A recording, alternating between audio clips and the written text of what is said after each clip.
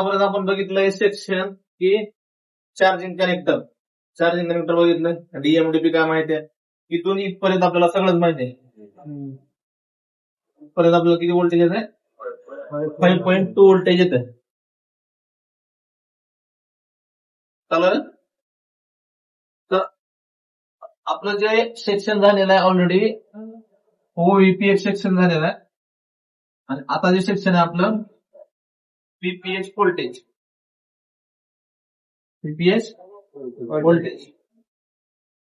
तर काल आपण बघितलो की जिओ फोन असेल किंवा साधा आपलं बटनचा असेल किंवा बटनच्या मोबाईल मध्ये नाही ओव्हीपी असेल, जिओ फोन असेल किंवा अँड्रॉइड असेल, त्यामध्ये आपल्याला काय बघायला भेटेल? ओव्हीपीआयसी बघायला भेटेल. आता जे नवीन सर्किट आलेत आता नवीन आणखी त्यामध्ये पण आणखी तुम्हाला ओव्हीपीच्या नंतर एक अजून एक आयसी दिली आहे. काल आपण बघितली की त्याला व्हीबॅट ओव्हीपी साठी दिले आणि व्हीबस पण ओव्हीपी साठी दिले. या दोन्हीच्या मध्ये आणखीन एक आयसी आली इथं, ते पण बघितलं आपण. तर आता हे आहे आपली चार्जिंग आयसी, त्यालाच आपण डीसी टू डीसी आयसी म्हणतो किंवा चार्जिंग आयसी किंवा फर्स्ट पॉवर आयसी म्हणतो. First power IC. आता हे आयसी चार्जिंग आयसी तर काम करतेच, त्यासोबत व्हीपीएच व्होल्टेज पण बनवते आपल्याला. बरोबर आहे. व्हीपीएच व्होल्टेज म्हणजे व्ही म्हणजे व्होल्टेज, पीएच म्हणजे फोन, व्होल्टेज फोन, व्होल्टेज जे आपल्या फोनसाठी बनवतो पूर्ण त्यांना. समजलं? म्हणजे ऑल सेक्शनला जेवढी सेक्शन दिलं तुम्हाला त्या ऑल सेक्शनला आपल्याला कोणतं व्होल्टेज जात आहे? व्हीपीएच. ते कुठून जात आहे? First power IC. आता परत एकदा चार्जिंगचा आपण परत एकदा समजून घेऊ शेवटचा. आणि जे चार्जिंगची एरर आहेत ते चार्जिंगची एरर आपल्याला उद्देश शिकायचे. चार्जिंग एरर कशामुळे येते, कुठल्या लाईनमुळे येते, काय काय कंपोनंटमुळे येते. तर प्रत्येक मोबाईल मध्ये तुम्हाला चार्जिंग आयसी तर असणारच आहे. बटनचा असेल, जिओचा असेल, अँड्रॉइड असेल, ऍपल असेल, कुठलाही असेल. तर त्या चार्जिंग आयसी मध्ये ज्यावेळेस तुमचं 5.2 इन होतं तर त्याच्या बाजूला एक कॅपॅसिटर दिलेला असेल. ते नाव काय? पीएमआयडी कॅपॅसिटर. पीएमआयडी म्हणजे काय? इथं पण तुम्हाला 5.2 व्होल्टेज भेटणार. किती भेटणार? 5.2 व्होल्टेज भेटणार. आणि आयसीच्या मध्ये पण किती? 5.2. म्हणजे इथून व्होल्टेज आयसीला चाललंय का आपल्याला कसं समजणार? इथे कॅपॅसिटर असेल तर समजणार की बाबा आयसी पर्यंत पोहोचायलाय का, म्हणजे खालून वरपर्यंत व्होल्टेज चाललंय का. आपण जर चेक केलो आयसीच्या बाजूला चार्जिंग आयसी पर्यंत व्होल्टेज चाललंय का. काल आपण बघितलं 24 लेगची आयसी.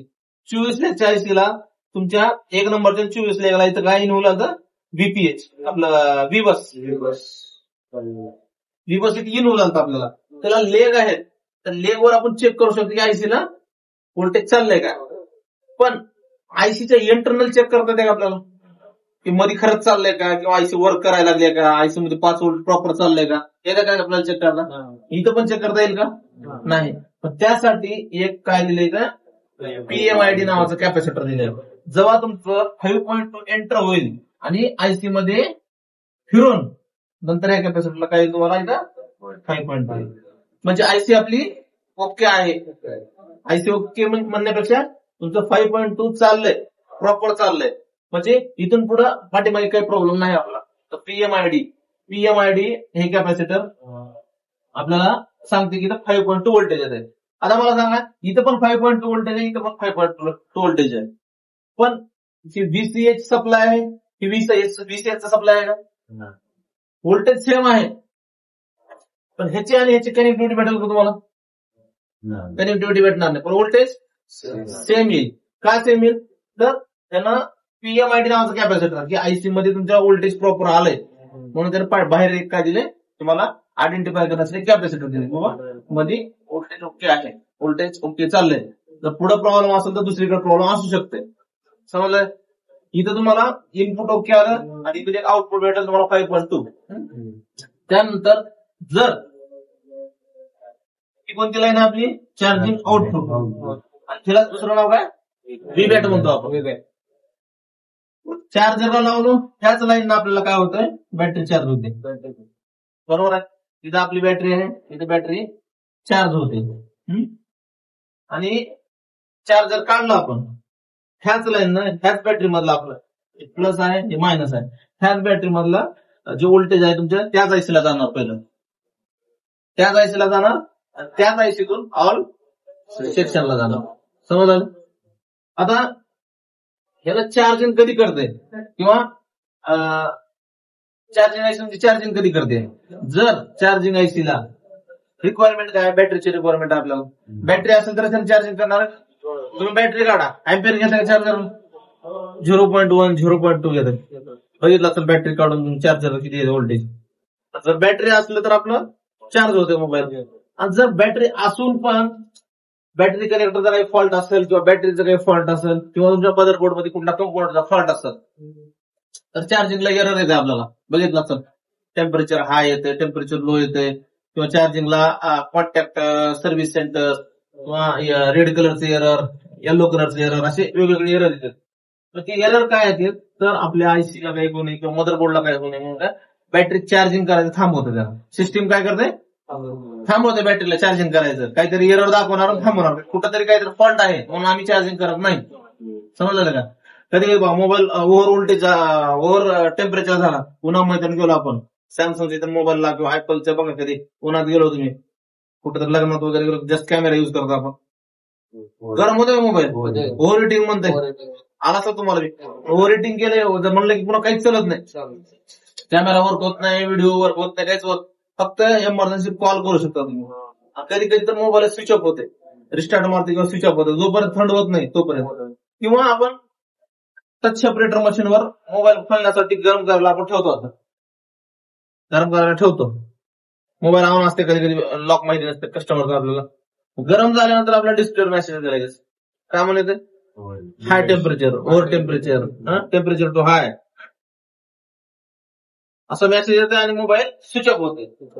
तर जर तुम्हाला चार्जिंग आयसीच्या पुढं म्हणजे ह्या बाजूला सगळं ओके असेल, समजलंय का, बॅटरी कनेक्टर ओके असेल, त्याचे आयडी TH लाईन आहेत वेगवेगळ्या, ते जर सगळं ओके असेल आणि बॅटरी पण ओके असेल तर मोबाईल आपला चार्जिंग होतो, नाहीतर एरर येतो. आता एरर कशामुळे येतो आणखीन पुढे उद्या बघू आपण. तर हे इथपर्यंत चार्जिंगचा सेक्शन होता. तुम्ही कनेक्टर पासून ओयूपी आयसी पासून चार्जिंग आयसी, त्यानंतर PMID कॅपॅसिटर प्रत्येक हँडसेटला असतो. तुम्हाला प्रत्येक डायग्राम मध्ये दाखव हे कॅपॅसिटर कुठं असते, कुठं व्होल्टेज असते, प्रॅक्टिकली बघू आपण. आणखीन आपण छोट्या मोबाईलचं किंवा जिओच्या मोबाईलचं किंवा अँड्रॉइड मोबाईलचं प्रॅक्टिकली बघितलेलं नाही. एकदा थिअरी झाली आपली की प्रॅक्टिकली आपण सगळ्या गोष्टी बघू. तर हे गोष्टी कळाल्या सगळ्याला, चार्जिंग कशी होते मोबाईल. चार्जर काढलाय तर विषय संपला. काय झालं, चार्जर काढला आपण, इथून चार्जर आपण डिस्कनेक्ट केला. आता मोबाईल चालू राहते का बंद राहते, आपण चालू राहते. बॅटरी काढून चालू राहते बंद राहते, नुसतं चार्जर लावलं तर बंदच राहते, कारण बॅटरी असल्यावर चालत नाही. काय काय मोबाईल बघा बॅटरी काढलो चार्जरवर चालते, फॉल्ट असतात ते. मोबाईल चालू म्हणजे चालला म्हणजे ओके नसतं, ते फॉल्ट असतात. तुम्ही बॅटरी लावून चार्जर लावून मोबाईल ऑन झाला, पुन्हा बॅटरी काढलो त्या चार्जरवर काही मोबाईल चालतात. जिओचे वगैरे चालते, काय जिओचे वगैरे चालत असतील, पण अँड्रॉइड मध्ये चालत असतील फॉल्ट असतात त्यामध्ये. तर आता जे आपलं VPH सेक्शन आहे, VPH नेमकं काय आहे,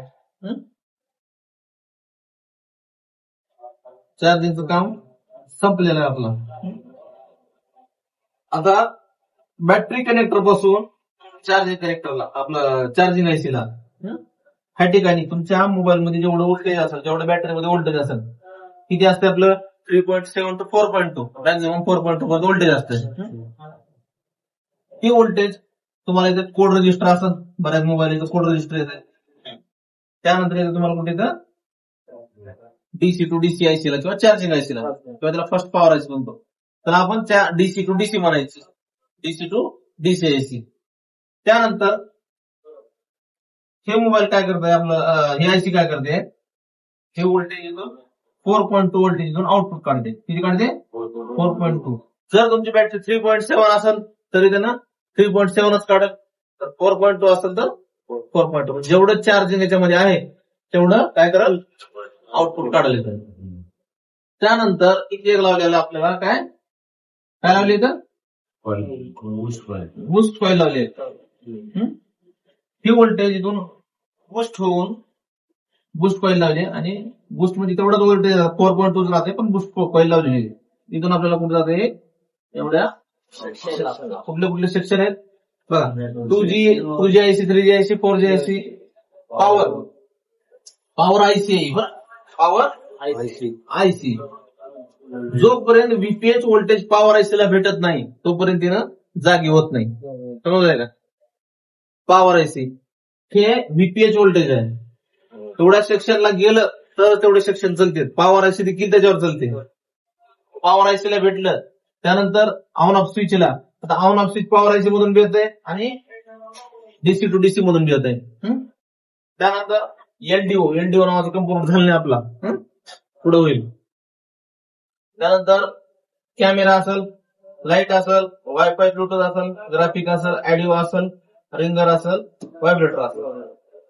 ह्या सगळ्या सेक्शनला कुठलं व्होल्टेज जाते मग आपलं? व्हीपीएच व्होल्टेज जातं. समजलं सगळ्याला? व्हीपीएच व्होल्टेज कुठून येते आपल्याला? DC to DC IC to.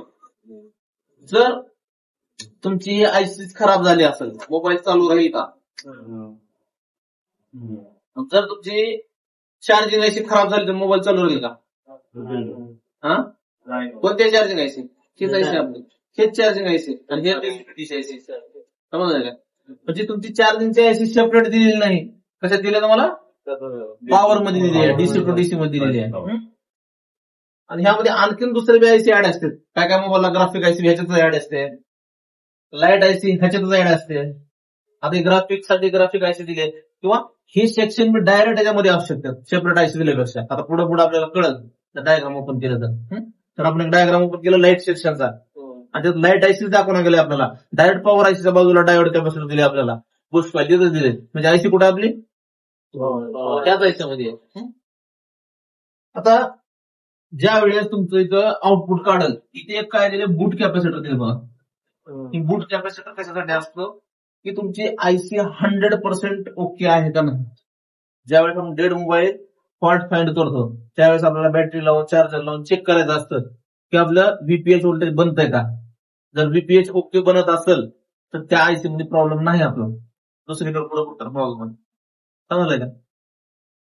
त्याच्यानंतर हे जे बूट कॅपॅसिटर आहे एक बाजूला 8 व्होल्टेज येते आणि एका बाजूला काय येते आपलं 4.2 व्होल्टेज.